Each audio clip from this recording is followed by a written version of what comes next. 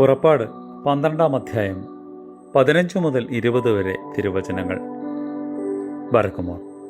1-ാം ദിവസം മുതൽ 7-ാം ദിവസം വരെ നിങ്ങൾ പത്തീറ തിന്നണം. നിങ്ങളുടെ ഭവനങ്ങളിൽ നിന്ന് പുളിമാവ് നീക്കിക്കളയണം. 1-ാം ദിവസം മുതൽ 7-ാം ദിവസം വരെ നിങ്ങളുടെ ഭവനങ്ങളിൽ പുളിപ്പുള്ള അപ്പം തിന്നുന്ന വ്യക്തി ഇസ്രായേലിൽ നിന്ന് വിച്ഛേദിതനാകണം. 1-ാം ദിവസം നിങ്ങൾക്ക് നിശ്ചിതവും പരിശുദ്ധവുമായിരിക്കണം. 7-ാം ദിവസവും നിങ്ങൾക്ക് നിശ്ചിതവും പരിശുദ്ധവുമായിരിക്കണം. ആ ദിവസങ്ങളിൽ ഒരു വേലയും ചെയ്യരുത്. മനുഷ്യന് ഭക്ഷിക്കുന്നതിന് വേണ്ടിയുള്ള വേല മാത്രം അന്ന് ചെയ്യാം. പത്തീറ പെരുന്നാൾ നിങ്ങൾ ആചരിക്കണം. എന്തെന്നാൽ ഈ ദിവസമാണ് ഞാൻ നിങ്ങളുടെ സൈന്യത്തെ മിസ്രയീം ദേശത്തു നിന്ന് പുറപ്പെടുവിച്ചത്. നിങ്ങളുടെ തലമുറകൾക്ക് എന്നേക്കുമുള്ള ചട്ടമായി ഈ ദിവസം ആചരിക്കണം. 1-ാം മാസത്തിൻ്റെ 14-ാം ദിവസം സന്ധ്യയ്ക്ക് നിങ്ങൾ പത്തീറ തിന്നണം. മാസത്തിൻ്റെ 21-ാം ദിവസം സന്ധ്യ വരെ ഇത് തിന്നണം.